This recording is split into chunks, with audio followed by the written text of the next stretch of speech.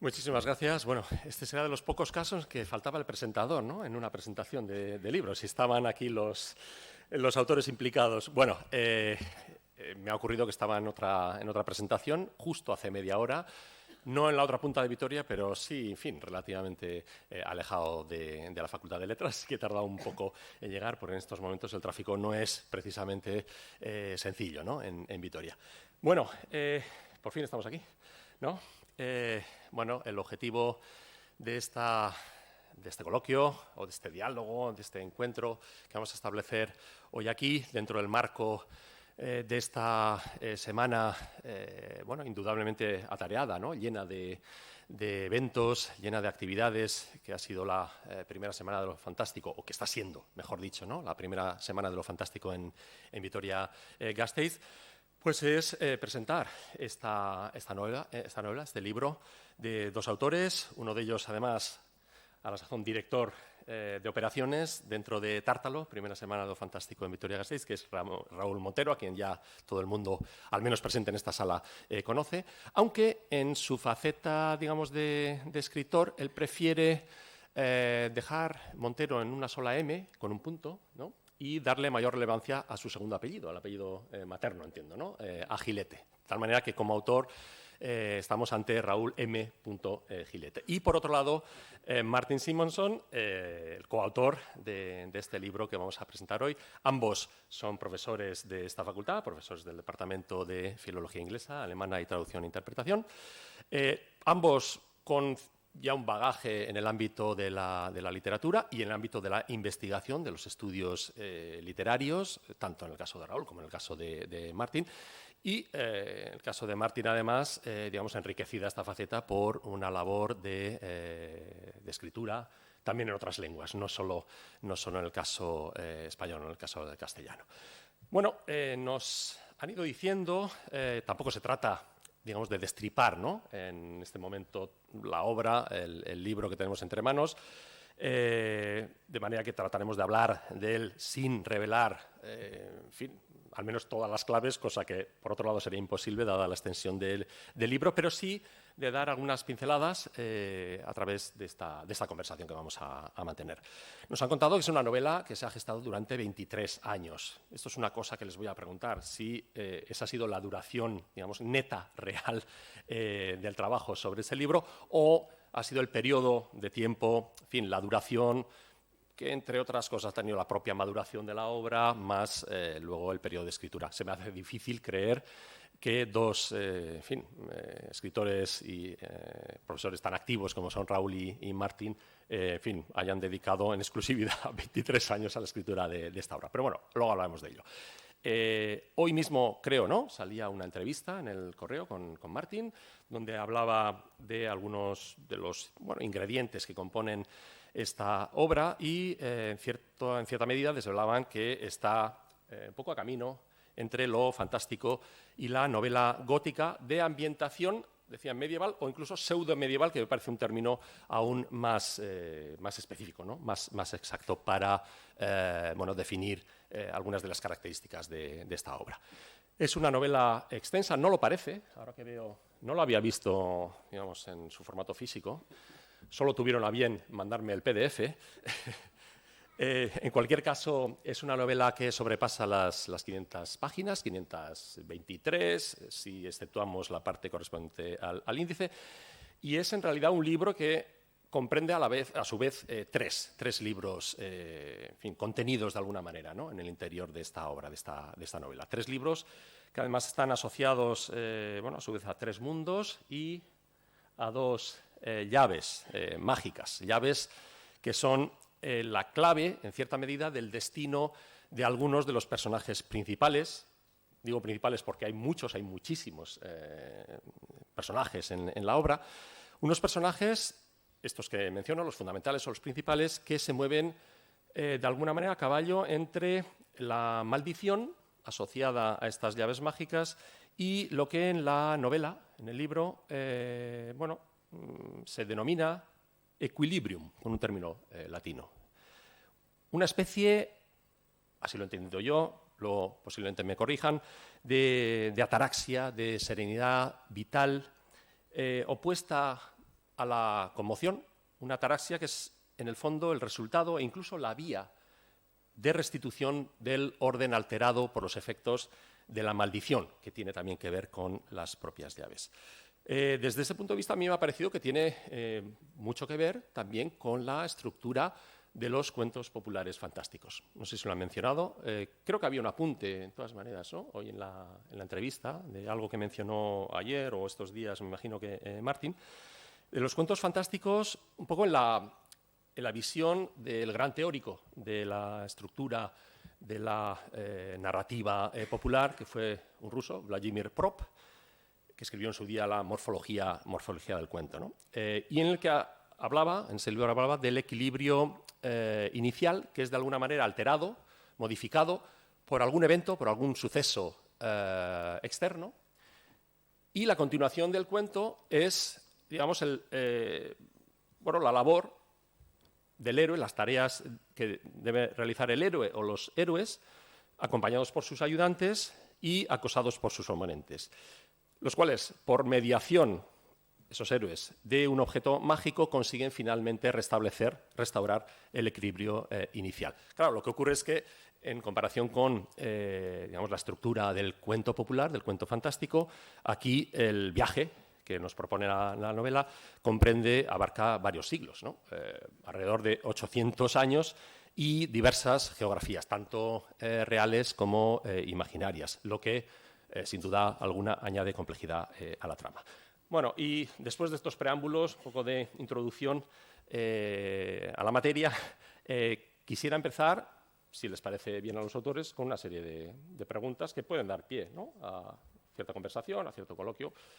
Debemos también confesar que nada de esto está preparado. Es decir, no lo hemos hablado anteriormente, así que, digamos, de alguna manera, el grado de espontaneidad, el grado de improvisación que vamos a observar en estos momentos es real. No es un fake, no es una improvisación trabajada en la sombra. Bueno, a mí, como primera pregunta, y supongo que en general al público, quien haya leído la entrevista de hoy, tiene que ver un poco con el propio proceso de escritura. Claro, esto es entrar un poco en la cocina, ¿no?, del propio escritor, pero un proceso de escritura a 4 manos, yo entiendo que no es exactamente igual que tocar el piano a 4 manos, ¿no? Cosa que a lo mejor es, hasta claramente posible en uno de los casos, en el caso de la música, pero en el caso de la escritura siempre se nos ha dicho que es una especie de proceso de viento solitario que en este caso se ha superado de alguna manera. ¿Cómo ha sido, la pregunta que me sugiere esta novela es cómo ha sido la experiencia, y también, si tenéis a bien responder a este tipo de preguntas, de alguna manera, cómo se ha establecido el reparto de funciones, ¿no? Si ha habido cierta separación, cierto reparto de esa labor, de ese trabajo, y, digamos, con carácter general también cómo ha sido la propia experiencia de esa escritura a 4 manos. No sé, por el orden que queráis, no sé si Raúl primero o Martín después, como queráis. Bueno, pues nada, gracias por la introducción, Iván. Como siempre, una delicia escucharte, aunque sea hablando de cosas que nos atañen tan de cerca. Antes de responder, hacer un apunte. Sí, firmo en literatura como R.M. Gilete y en lo académico como Raúl Montero. Es un poco para separar, digamos, ambos mundos, porque no me acaba de gustar, ¿no?, que se entremezclen entre ellos. Son 2 facetas diferentes de mi vida, y bueno, también lo quiero tratar así, en ese sentido. Respecto al proceso, pues un proceso que empezó allí en los 90... ha sido, digamos, un viaje, como el viaje del héroe, ¿no?, casi al estilo cambiano de Campbell, ¿no? Ha sido un proceso maravilloso, porque cuando uno intenta escribir, ¿no?, algo tan, que es tan suyo, que puede ser tan suyo como es una novela de ficción, que tiene que empezar a nadar dentro de su propio yo y encontrarse. Los pequeños logros que uno consigue son logros que pueden satisfacerte hasta cierta medida, pero cuando cada pequeño logro es compartido, máxime cuando hablamos de algo tan íntimo como una obra de ficción fantástica, para mí la experiencia es incomparable. Es maravilloso escribir a 4 manos, y eso hace que empiezas con un amigo y acabas con un hermano. Bueno, gracias Raúl por esas palabras tan sentidas, además, que sé que es así. Bueno, pues por profundizar quizás un poco más en este proceso, más concretamente, ¿no? Cómo se originó esta obra. Como bien ha apuntado Raúl, estábamos en clase, siendo alumnos, yo creo que estábamos en clase de morfología inglesa, con Yolanda Ruiz de Zarobe, también en esta facultad, y en un momento Raúl me pasa, que lo tengo al lado en clase, y me pasa una hoja con un mapa fantástico, una geografía fantástica, y me dice, estudiate esto, en lugar mucho más interesante que en morfología inglesa. Digo, pues habrá que darle una oportunidad. Empieza a ver una cosa y, bueno, luego me cuentas. Después me cuenta que ha escrito una novela fantástica y que quiere que la lea. Y digo, vale, muy bien. Me pasa el manuscrito y me quedo, casi voy a decir que pasmado, por el parecido que tiene este manuscrito con un relato que yo acababa de escribir sin que Raúl lo supiera. Y en cuanto a paralelismos entre personajes, de argumentos, aparecen llaves en las dos historias y aparecen, pues esto, un viaje entre mundos y demás. Entonces nos llama mucho la atención, intercambiamos los manuscritos, leemos el manuscrito del otro y decidimos, pues, hacer una tercera parte que dé continuación a estos misterios, porque simplemente añadir una cosa, porque igual no queda claro. Nos acabamos de conocer hacía nada, vamos. Obviamente él había escrito su manuscrito en Suecia y yo aquí. Sí, sí, es cierto. Sí. Y entonces, pues a partir de ahí decidimos, pues, que vamos conjuntamente a crear la tercera parte, que podría llegar a ser la resolución de los dos primeros relatos que habían quedado, bueno, pues con un final abierto, ambos, ¿no? Yo creo que no sé si es una tendencia de los que nos dedicamos a la literatura fantástica a querer escribir muchos libros y sagas y demás, pero tendemos a veces, ¿no?, a dejar este final abierto, pues por si acaso alguna editorial se interesa por el tema y que quiere más, no lo sé. Esto puede ser. Entonces, Raúl y yo nos sentamos. Nos damos cuenta pronto que esto va a ser un caos. Raúl me pasa un capítulo, venga, sigue por ahí, me dice, lo cojo, pero tío, ¿qué tiene que ver esto con lo que tal? Bueno, pues tú sigue.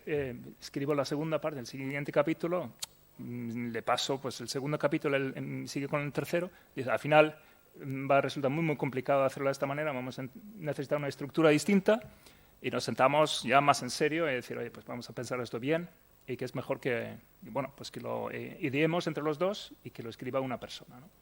Pero el asunto es que Raúl tiene un estilo literario muy, muy diferente del mío. En este caso yo había escrito un relato que más o menos era un relato, pues, de cuento fantástico. Raúl tenía una historia más de corte pseudo-medieval, estilo Walter Scott, por ejemplo. Entonces queríamos que la tercera parte fuera de un tercer género, bien diferente, ¿no?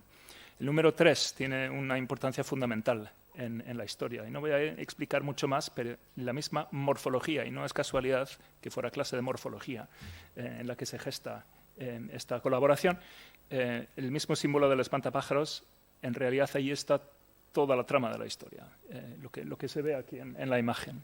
Y no voy a decir mucho más que esto con respecto al argumento, pero así fue un poco la génesis. Sí, o sea, arranca, digamos, de una sintonía inicial, puramente accidental, casual, ¿no? Y, digamos, luego el proceso creativo os lleva, bueno, pues a una vía de negociación, ¿no? De alguna manera, de estilos, de tramas y de argumentación. Sí, supongo que también Martín lleva más el peso, porque es verdad que yo me disperso más y él es más ordenado. Me imagino que esa sintonía también tendría bastante que ver con las referencias, ¿no? Los referentes literarios que tenía cada uno, aunque, bueno, Martín ya ha mencionado algunas de esas diferencias, ¿no? Quizá de gusto o de preferencias por algunos de los modelos, ¿no?, literarios e históricos que eso habían inspirado en ese momento. Llama poderosamente la atención, sobre todo en el primer libro, por ejemplo, cierta orientación germanizante. Yo entendí que quizá esto era más propio de Martín que de Raúl, pero podía estar equivocado, ¿no? Fui por la vía natural, me imagino que sería por ahí. Los nombres, los lugares, no sé, Goldgrim, ¿no? En fin, otra serie tengo por ahí apuntado Orlaf Helm, ¿no? Entendía que, digamos, ese tipo de nomenclatura tenía más que ver un poco con la tradición sobre la que se apoyaba, en este caso Martín, que más bien la de Raúl. Pero bueno, luego, digamos, hay cierto grado de simbiosis, no sé si llamarla así, simbiosis o mezcolanza, ¿no?, entre digamos, unos elementos, unos ingredientes y otros que hacen que de alguna manera esa tercera parte, que es tan importante, tan trascendental en la obra, digamos que fluya de una manera casi natural, prácticamente natural, a partir, digamos, de la conjunción de las dos primeras partes, ¿no?, que llamáis libros, por otro lado, ¿no? Habláis de primer libro, segundo libro, tercer libro, englobados dentro de la obra en general, y además, digamos, por seguir un poco con el esquema casi matemático de la Divina Comedia, el tercer libro, a su vez, está dividido en tres partes, ¿no? Es casi, digamos, una estructuración matemática, geométrica. En cuanto a la parte, digamos, bueno, específicamente fantástica, y me imagino que en esos referentes encontraríais, digamos, fuente de inspiración, pero bueno, digamos que encontramos pues, elementos como los lenguajes inventados, ¿no? Me gustaría conocer un poco cuál, digamos, es la fuente en este caso concreta, ¿no?, que lleva a la idea de crear un lenguaje específico para un conjunto de personajes con frases impronunciables por una persona, digamos, por un lector normal, y también toda una serie de animales fantásticos, ¿no?, que configuran una especie de zoología fantástica, una especie de segundo libro de los seres imaginarios. A mí me han llegado particularmente bueno, seres como los ciervúfalos, ¿no?, ciervúfalos que yo entendía que era una especie de mezcla entre ciervos y búfalos, pero luego en algún momento de la novela se explica que no, que se parecen a bueyes con una cornamenta enorme, ¿no? Los ciervúfalos, los xalbulitos, una especie de pirañas muy agresivas, ¿no? En fin, los garmos, que en este caso yo creo que sí hay, ¿no? Pero esto a lo mejor Martí nos puede decir algo sobre los garmos. Creo que en la novela son aves, ¿no? Son pájaros. Pero los garmos en la tradición escandinava me parece que tenía que ver. El garmo era, digamos, el cancerbero, ¿no?, aquel perro que estaba, digamos, a las puertas del inframundo, el cancerbero, digamos, protector, ¿no?, de esa entrada. Entonces sigue habiendo, digamos, esta conexión, ¿no?, entre elementos tradicionales y una recreación que de alguna manera hacéis vosotros en la obra. Y luego ya, bueno, aparte de los albulitos, luego hay frutas especiales, los esnugulios, me parece, ¿no?, que ya vais a llamar en la novela, o un brebaje que toman determinados personajes, no todos, ¿no?, porque no sé si tiene efectos, en fin, de determinado tipo, que es el zargush, ¿no?, la bebida.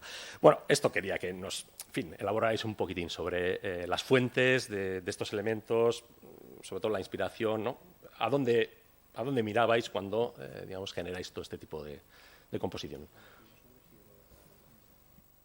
Sí, no, en cuanto a los nombres, en concreto, Garm, en efecto, Garm es el cancerbero, ¿no?, en las mitologías germánicas nórdicas, y sin embargo, la inspiración más directa proviene de una de mis primeras excursiones a los Pirineos. Yo soy un gran fan de la montaña, me gusta mucho, y entonces en una de estas que me encontré en Aragón, y en los picos del infierno. El garmo negro. El garmo negro, está ahí. Entonces me pareció un También hay uno blanco, hay sí. un garmo blanco y un garmo negro. Sí. Y el garmo negro en concreto me pareció muy sugerente y me remitía a mi propio pasado y a mis estudios de mitología nórdica. Y se creó ahí una especie de pues un nombre que me pareció sugerente para usar en la ficción. No tiene así como mucho más de esto. Y luego son nombres, otros nombres son pues de carácter ya pues muy, bueno, pues casi onomatopoeico, ¿no? Zargush, por ejemplo, pues, puede imitar el sonido cuando uno traga esta bebida y emite un sonido gutural al hacerlo, por ejemplo. Pero quería que fueran nombres que de algún modo sonasen, ¿no? Y que no fueran del todo ajenos a la realidad, por lo menos europea, de algún modo. Que pudieras establecer algún tipo de relación con los nombres, que no fueran totalmente extraños y raros, ¿no? En cuanto al lenguaje, yo creo que Raúl es el artífice del mismo, entonces. Bueno, lo del lenguaje fue curioso. Bueno, pues aquí una de las asignaturas que dábamos estaba ligada con la lingüística germánica, gótico antiguo, estas cosas. Entonces, bueno, era como pues que pudiera ser interesante crear una especie de lenguaje que sonase oscuro, sibilante, y bueno, pues utilizando algo de castellano, el tema vocálico más ligado al germánico, pues eso, las consonantes sibilantes, pues crear algo, pues sí, una especie de idioma diferente, ¿no? Nunca se me olvidará que además fuimos aquí, había por aquel entonces un experto, ¿no?, en la obra de Tolkien, que le llevamos esa parte también para que la leyera. Y fue curioso su comentario, dice, bueno, esto no va a triunfar porque se nota claramente que es una copia del Señor de los Anillos, de Tolkien, ¿no? Y fue curioso porque yo nunca había oído hablar del Señor de los Anillos. Él era el que sabía y yo me quedé sorprendido. Le dije, ¿eso es bueno o malo, Martin? Dice, va, mejor ni te comento. Bueno, hablas de la inspiración en las lenguas germánicas, pero es verdad que el aspecto, digamos, si el público que lea la novela enseguida se percatará de ello, el aspecto, desde luego, no es germánico, es otra cosa, ¿no? Digamos que buscas o buscáis no exactamente el paralelo, me da la sensación, germánico, sino algo que no se pareciera en exceso, ¿no? Ni, yo qué sé, ni al élfico, ¿no? ni alguna otra lengua construida, ¿no? Es que realmente no había una búsqueda, no había una inspiración previa. De hecho, bueno, pues cuando estás en la carrera piensas que puedes inventar algo, luego te das cuenta que está todo inventado, ¿no? Lo que varía es la forma de contarlo. Y bueno, pues esa fue la forma con los medios, con lo poquito que en ese momento sabíamos y luego, bueno, pues la supervisión también de Martin, pues para el tema de coherencia, de que todo estuviera bien estructurado y bueno, la lengua sí que tiene coherencia y ahora, no me digas ahora cómo es, porque yo creo que todas las tablas que utilizamos yo las he perdido. ¿Tú sabes dónde están? No. Pues eso, tendrás que investigar. Muy bien, eso lo dejas a los críticos, ¿no? A los críticos literarios. Muy bien. Bueno, en el libro hay, digamos, desde el punto de vista de la composición, también un elemento, yo creo que interesante, que es, digamos, el apoyo en la tradición de la idea del manuscrito encontrado, ¿no? Que remonta también a toda una línea literaria de la historia de la literatura, en fin, en algunos casos incluso muy antigua. Porque, de hecho, bueno, el primer libro se presenta como una traducción, ¿no? De hecho, creo que la séptima versión de esa traducción. En fin, el segundo corresponde a unos apuntes que realiza otro de los personajes del libro. Y el último, nuevamente, es una recopilación, ¿no? Son, en principio, notas tomadas por otro personaje que bueno, acaban siendo compiladas y acaban cayendo, pues, en manos de aquellos que le van a dar forma, digamos, completa a todo este entramado. La pregunta que quería hacer es, bueno, ¿qué papel juega esa atribución? Desde el punto de vista vuestro compositivo, ¿por qué le dais, porque evidentemente le dais relevancia, le dais importancia, por qué le dais ese grado de importancia a la idea esa de manuscrito encontrado, ¿no? Me he encontrado esto, lo he traducido o lo he reescrito o lo he copiado, ¿no? Y aquí tenemos esta versión. Es, digamos, para, de alguna manera, acentuar un poco la idea, aproximar, digamos, al lector, tratando de que, bueno, eso que tiene entre manos sea considerado quizá algo más auténtico de lo que sería en el caso de, bueno, un distanciamiento absoluto, ¿no? Un extrañamiento absoluto con respecto al punto de vista, al punto, digamos, de partida textual, o es alguna otra estrategia. Quería preguntarlos acerca de ello. Sí, vamos. O sea, para empezar, quizás decir que, o sea, el proyecto en un principio, estos tres géneros con protagonistas que van creciendo, es decir, con cada libro cuenta una historia, digamos que parecida. O sea, hay un conflicto, hay unos personajes que son recurrentes en las otras partes, ¿no? Y sin embargo, son géneros dirigidos a priori a distintos públicos lectores, ¿no? Y con distintas edades incluso, ¿no? Que se podría decir. Es decir, que juntar estos tres libros en un solo tomo, como una trilogía, y presentarlo como un libro, presenta obvias dificultades, ¿no? Sobre todo de cara a una editorial que quiera comercializar esta obra, ¿no? Y de hecho, allá por el 2003 creo que fue, lo dejamos en manos de una agencia literaria en Barcelona que se hizo cargo de mover el manuscrito y nos dijeron que, bueno, es que aquí no hay nada que hacer porque es que las editoriales necesitan una categoría muy concreta en la que ubicar un libro para poder venderlo, ¿no?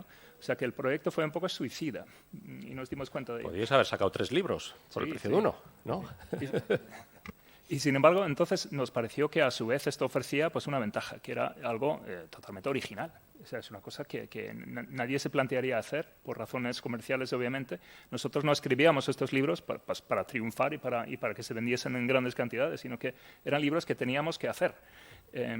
Yo había hecho una cosa, me cae en mis manos un manuscrito de Raúl, le cae en sus manos mi manuscrito de algún modo inesperado, y entonces queríamos que los protagonistas del tercer libro les pasara lo mismo, ¿no? Entonces, por un lado, la verosimilitud que se genera es casi necesaria, debido a que se dirigen estos libros a públicos lectores tan dispares, y sin embargo, tienen su papel el artefacto del libro como tal, el texto como tal, juega un papel crucial en el argumento de la tercera parte, ¿no? Entonces, los protagonistas de la tercera parte se van a dar cuenta que pertenecen a una tradición anterior a ellos y que les incumbe muy seriamente, ¿no? Y que, de hecho, van a tener que leer los libros para poder comprender la tercera parte, que es lo que animamos a hacer a los lectores, ¿no? A pasar por ahí. Sí, Raúl, ¿tienes algo que objetar a lo que ha dicho Martín o estás de acuerdo con ello? Bueno, en esa tercera parte, digamos, después de haber viajado por mundos en fin, absolutamente exóticos, fantásticos, aunque ya, digamos, aparecen otros territorios más reales en la segunda, pero en la tercera, empieza a tener, o va a tener una relevancia, una prominencia especial, una localización muy próxima. En Vitoria mismo, la ermita de San Martín, el antiguo poblado de Avendaño. Estoy mirando más a Raúl porque me imagino que por ahí iba gran parte de su aportación, pero bueno, ahora nos lo dirá. Y junto con esa presencia destacada de lo local, de alguna manera, ¿no? Se establece también ese paralelismo del que hablaba antes Martín, con, digamos, una geografía nuevamente muy alejada, aunque también en principio real, que es alguna zona de Eslovaquia, ¿no? Con, en fin, un linaje de príncipes de nombre improbable, Stefeov, ¿no? Me parece, y con los que se establece pues una relación, digamos, casi antagónica, ¿no? Entre lo local y lo más alejado, dentro de un esquema, como mencionaba Martín, donde de alguna manera se produce un efecto de eterno retorno, es decir, situaciones similares, ¿no? Personajes con unos lazos, digamos, familiares determinados, con unos personajes que sirven de acompañantes en sus aventuras o de oponentes también con características similares a través del tiempo, esto que hablan a veces los escritores de la transposición, ¿no? De las historias, de los eventos en distintos momentos históricos. Una curiosidad mía es cómo surge, digamos, esta conexión entre el ámbito de la ermita de San Martín, por cierto, donde hay unos frescos muy, muy interesantes de época gótica. Hace poco creo que ha salido también, ¿no? En prensa, no sé en qué, en algún medio de comunicación han vuelto a salir. Son del siglo XIII, me parece. No se conservan en su integridad, pero tienen una parte realmente interesante. ¿Cómo surge esa conexión entre este ámbito local, bien conocido, y nuevamente, digamos, un espacio alejado, con unas tradiciones distintas?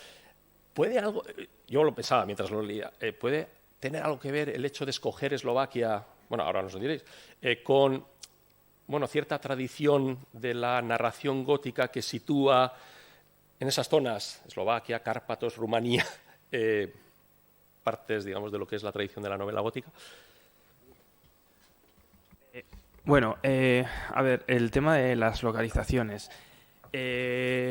El género de la fantasy, fantástico, en España prácticamente, cuando nosotros empezamos con toda esta historia, había muy poquito hecho y lo que había, había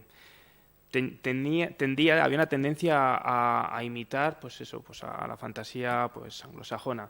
Entonces, nosotros, siempre hemos creído que lo fantástico está, detrás de cualquier esquina o cualquier rincón, si eres capaz de mirar con la mirada adecuada, ¿no?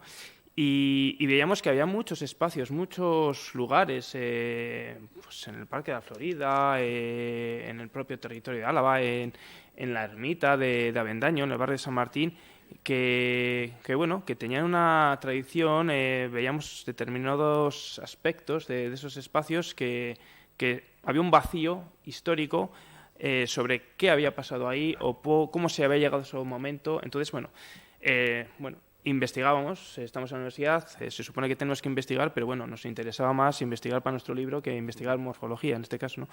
Y ahí empezó un poco pues un afán por recorrer el territorio que vendría a ser, bueno, no solemos presentarlo con fronteras políticas, sino fronteras físicas, ¿no? Lo que vendría a ser más o menos Álava.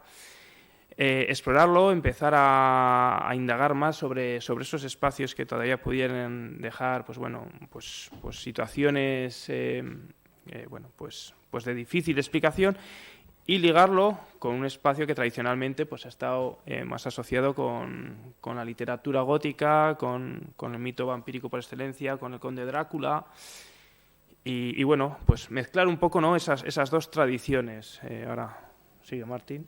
Sí, de hecho habláis de un linaje de condes, además, ¿no? Sí. Los condes Estefeo I, II, III, etcétera, ¿no? Sí. Que remonta un poco a esa idea. Sí, eso es. Claro, yo creo que hay un momento en el que como escritor tienes que valerte de determinados arquetipos y desviarte de ellos al mismo tiempo, ¿no? O sea, que el género fantástico te proporciona una puerta mediante la cual pues, accedes a espacios previamente desconocidos y en los que puedes jugar con este tipo de cuestiones. Efectivamente, una de las convenciones del género gótico, como bien has apuntado, Iván, es el desplazamiento en el tiempo y en el espacio. Normalmente son relatos que se sitúan en un pasado más o menos remoto y en otro lugar geográfico, un poco alejado del lugar de origen de los escritores, muchas veces, ¿no? Pero la novela gótica lo que hace es proporciona pues, muchas veces espacios opresivos y fantásticos, donde pueden ocurrir toda clase de desgracias, habitualmente, ¿no?, siendo novelas de terror, y transgresiones.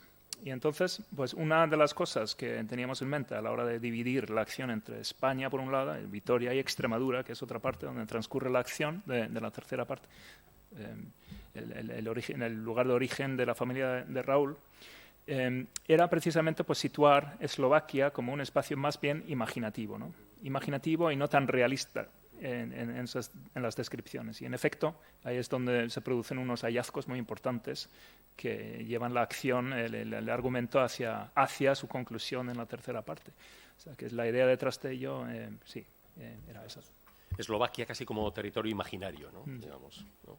Exactamente. De tan alejado, y es verdad que para la cultura, digamos, occidental, ese ámbito de Europa, digamos, central, centro-oriental, pues es un espacio absolutamente exótico, es así, no tenemos grandes referencias, no tenemos un conocimiento específico ni de lo que ha ocurrido, ni cuáles son los desarrollos, digamos, ahí todo puede pasar, ¿no? Todo puede pasar, efectivamente. Es un territorio casi, un terreno incógnito, ¿no? Para dónde situar esta labor. Vale, perfecto. Yo creo que debemos ir avanzando y tenía un par de preguntas, o en realidad una pregunta más, también que tiene que ver con la composición de la obra.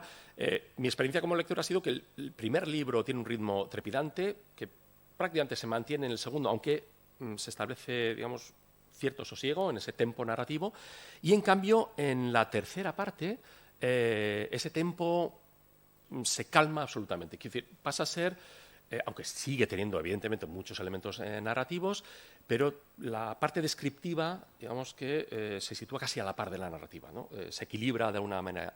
Y mi pregunta era si, digamos, esa evolución, ¿no?, digamos, en los ritmos narrativos, en el tempo narrativo, tiene un poco que ver también con la propia cronología del proceso de creación de la obra. Es decir, un inicio, ¿no?, muy entusiasta, muy rápido, muy trepidante, para luego llegar a digamos, un tipo narrativo donde la descripción, la narración se combinan, digamos, se equilibran, y lo contemplativo, ¿no?, incluso lo reflexivo, diría yo, adquiere cada vez mayor peso. No sé si estáis de acuerdo con esa percepción o es simplemente una lectura errónea por mi parte. Yo creo que estás en lo cierto ahí. Básicamente, lo que es la primera parte en esta historia, en este libro, los protagonistas son muy jóvenes, son niños o adolescentes, ¿no? Y entonces el niño, que es el protagonista de la historia, se llama Mirluk, y va descubriendo un mundo por primera vez, ¿no? También refleja la experiencia de un niño en la vida real, ¿no?, que va viendo cosas por primera vez. Y entonces todo es nuevo, todo es emocionante, todo es maravilloso, y todo es extraño, incluso pues da miedo. O sea, es una mezcla entre el miedo, la aprensión y la atracción, ¿no? Tirando a lo sublime, como dirían los románticos, ¿no? En definitiva. La segunda parte, los protagonistas ya son unos adolescentes y allí, pues también con los cambios que se producen en esta época de la vida, pues la acción es muy dramática. Que son cambios también dramáticos a nivel personal de los protagonistas, ¿no? Y también se trata de explorar y descubrir cosas nuevas que tienen que ver contigo y con tu identidad y con tu mundo, y ver cómo se abre el mundo, ¿no? Y que se hace más grande de lo que tú esperabas. Y puede ser maravilloso o te puede acojonar, hablando mal, ¿no? Y esto yo creo que el ritmo también lo refleja, ¿no? Y efectivamente, en la tercera parte ya son adultos los protagonistas y han alcanzado pues, otro tempo en su propia existencia. Y entonces el mundo se torna también más reflexivo. Has asimilado una serie de circunstancias, una serie de características del mundo real y dices, oye, pues entonces, ¿qué hago yo ahora con lo que yo conozco y con lo que yo sé? Llega el momento de procesar, de interiorizar, de asimilar, de tratar de entenderlo en profundidad. Entonces, Martín, por lo que me dices, digamos que es una estrategia deliberada, ¿no? Quiero decir, no es tanto la consecuencia, digamos, del proceso natural, evolutivo de escritura de la propia obra, sino que es algo intencionado, claramente, ¿no? Sí, Estás diciendo que es algo claramente intencionado. Esto fue así, sin duda. Estupendo. Y además el carácter realista, bueno, es una novela gótica, pero como bien dices, las descripciones son bastante minuciosas a ratos, ¿no? Y evocan cierto grado de realismo, ¿no? La intención especialmente especialmente la tercera parte. Sí. Esa es la sensación que tenemos. Sí. Entonces, esta realidad también nos invita como lectores a decir que, oye, pues esto tiene que ver potencialmente conmigo también, ¿no? O sea, que es algo con lo que yo me puedo identificar con cierta facilidad. Antes de pediros, no sé si soléis ver debates políticos, pero últimamente se estila lo del minuto de oro final, ¿no? Para tratar de, hacer trasladar el mensaje con las claves, digamos, pues, que a alguien le tienen que votar. En este caso sería por qué, digamos, bueno, hay que convencer al público para que lea este libro. Y yo he encontrado una frase que me parece, bueno, clave absolutamente, ¿no? en la novela. Está ya, en fin, avanzada la mitad del libro y no sé, a ver qué os parece, si realmente esto de alguna manera condensa alguna de las intenciones, algunos de los elementos centrales de la novela. Dice un personaje en un momento de la novela: creo que necesitamos un poco de misterio y de magia en nuestras vidas para poder ver más allá de este mundo que creemos tan irremediablemente real y que tanto pesa en nuestras almas cansadas. No sé si esto de alguna manera condensa esto que estamos diciendo, ¿no? La necesidad de la fantasy, ¿no? como propio género, de la visión, digamos, más allá de lo inmediato, todo este tipo de elementos que de alguna manera, bueno, se concentran, ¿no? en una obra de estas características. Sí, a ver, en realidad esto no está diseñado como un libro para ser vendido. Esto está diseñado casi como una especie de tratado filosófico vital que puede tener varias capas de lectura. Entendemos la novela, nosotros entendemos la literatura fantástica como una literatura muy diferente y muy especial. Cuando nos acercamos a una narrativa pues, realista, tienes el texto, puede haber más o menos crítica, sátira, alegoría, es más complicado, pero bueno, hay lo que ves. La fantasy te permite hacer varias lecturas, varias capas. Está desde la capa del artificio, una lectura que te puede interesar más o menos, pero luego sí que tenemos un estrato diferente, que es ese que te va metiendo en un espacio más reflexivo, más filosófico, y que al final lo que haces es acabar pues bueno, reflexionando sobre la propia existencia presente, pasada y futura. Bueno, yo creo que la misma portada, si os fijáis otra vez en la ilustración, decía antes que el argumento entero está resumido en este símbolo. Entonces, uno de los intentos que queríamos explorar, o sea, una de las vías, una de las intenciones más profundas de esta obra es precisamente proporcionar algún tipo de mito nuevo y contemporáneo que nos ayude a resolver determinados problemas o obstáculos en el día a día de la hora, ¿no? Porque los mitos literarios muchas veces han respondido, ¿no?, a realidades socioculturales, a momentos de crisis, etcétera, ¿no? O sea, hay mitos como Frankenstein, ¿no?, que ante el empuje de la ciencia, pues digamos que articula la problemática de esto, ¿no? O el Dr. Jekyll y Mr. Hyde, ¿no?, en los albores del psicoanálisis, ¿no?, de las múltiples personalidades que puede tener, pues en una narrativa fantástica se cristaliza muy bien. Últimamente, pues el vampiro también pues fue un mito muy potente en la época victoriana. El zombie últimamente pues ha tenido un gran protagonismo como mito, ¿no? Pues que estamos todos zombificados ante la vorágine de información que nos acecha, ¿no?, desde todos los frentes.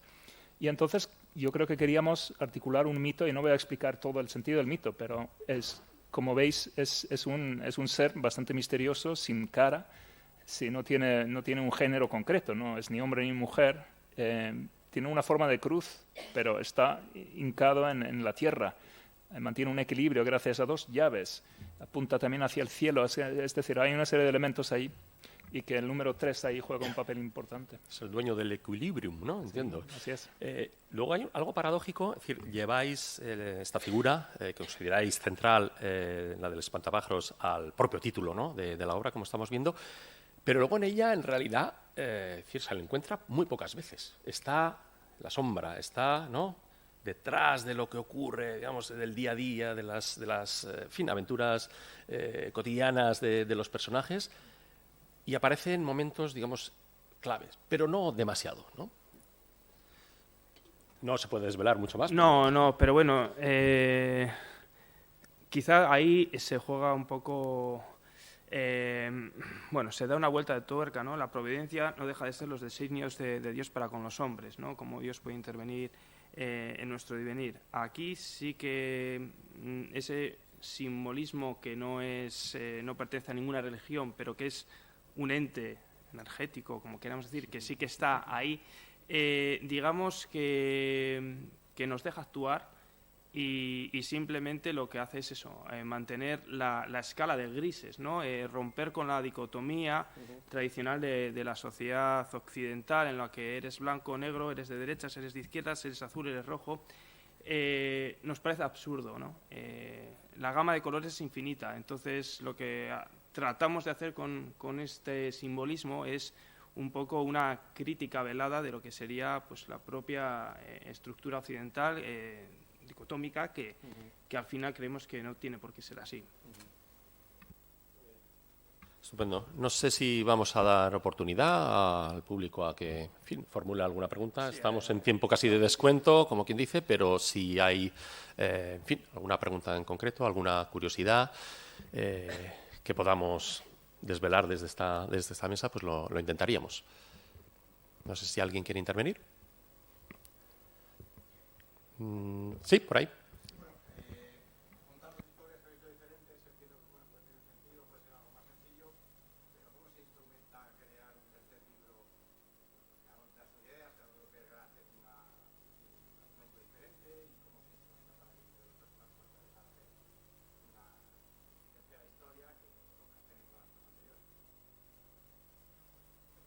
Bien, es que es muy buena pregunta y nos la hemos hecho muchas veces también a lo largo de este proceso, ¿no? Es que, digamos que queríamos resolver algo que estaba implícito en las primeras dos partes, que no terminaba de expresarse bien, pensábamos, ¿no? Y entonces es la tercera parte, digamos, que sintetiza y resuelve hasta un punto, ¿no?, aquello que se dejaba inacabado en aquellas dos primeras historias, ¿no? Efectivamente, lo que ha comentado Raúl sobre el dualismo, esto es lo otro, en fin, esto está hasta un punto presente en las dos primeras historias. Sin entrar a hacer spoilers, las llaves juegan un papel fundamental en esta dicotomía, ¿no?, en este dualismo y el afán de posesión de una llave o de dos llaves, a ver hasta dónde te lleva, ¿no? Pero que no deja de ser una maldición de algún modo, ¿no?, que se repite. Y que en la tercera parte pues tratamos de trascender, tratamos de que el lector nos acompañe en este viaje de trascender precisamente pues el dualismo que tanto daño nos ha hecho también como sociedad a lo largo de tanto tiempo, si no vamos más allá de ese dualismo. Así que yo creo que la tercera parte pues trata de responder a esta urgencia, por así decirlo. y todo descrito, pues también una trama con mucho misterio, con un misterio que poco a poco se va desvelando, y no es hasta el fin de la historia cuando realmente los propios protagonistas y posiblemente los lectores se den cuenta de lo que ha supuesto este viaje a través de 3 mundos en busca de las 2 llaves, ¿no? Sí, no sé si Raúl quiere añadir algo más. Si no, yo iba a hablar de la experiencia como lector, un poco en la línea de lo que decía Martín. No, después de usted. me iba a poner en la propia experiencia del lector. Yo creo que no es un libro al uso, no tiene que ser sencillo leerlo. Es una lectura compleja. O sea, a fin de cuentas estamos hablando de 3 géneros. Doy fe, sí. Sí, es una lectura compleja y no deja de ser un ejercicio literario, pero bueno, quizá por eso al final somos, ¿no?, los 2 profesores en el máster de literatura comparada y trabajamos sobre eso, ¿no? Porque realmente la experimentación literaria es lo que puede hacer, bueno, pues abrir nuevos horizontes, ¿no? Pero bueno, creo que es una lectura compleja, pero bueno. Sí, yo en la línea de lo que decía hace un minuto Martín, y respondiendo un poco a la pregunta, la tercera parte claramente compendia, digamos, las 2 partes anteriores. Recoge, de alguna manera, aquellos cabos que de cierta forma han quedado sueltos en la primera y en la segunda parte, o primero y segundo libro, y digamos que recrea una serie de elementos para darles pleno sentido. De tal manera que la tercera parte, el tercer libro, es, entiendo yo, absolutamente indispensable para, digamos, captar toda la lógica del libro. Lo ha dicho antes Martín, yo creo que la parte esencial.